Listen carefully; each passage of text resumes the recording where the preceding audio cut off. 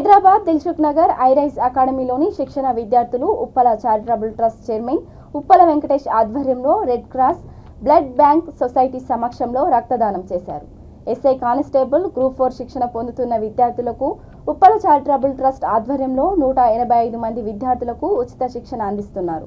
ఈ కార్యక్రమంలో ASP Vijay Kumar, iRise chairman Rajasekhar Reddy, physical director Nandu army, Korra Tavurya Naik విద్యార్థులు పాల్గొన్నారు.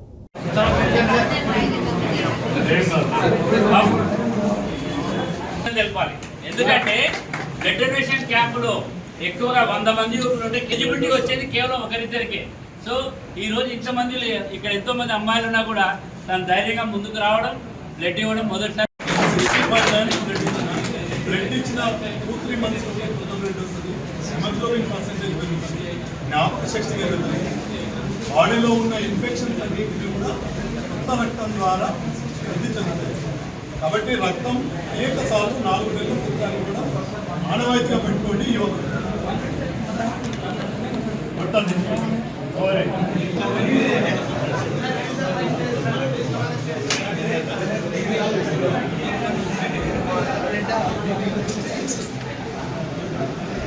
కింద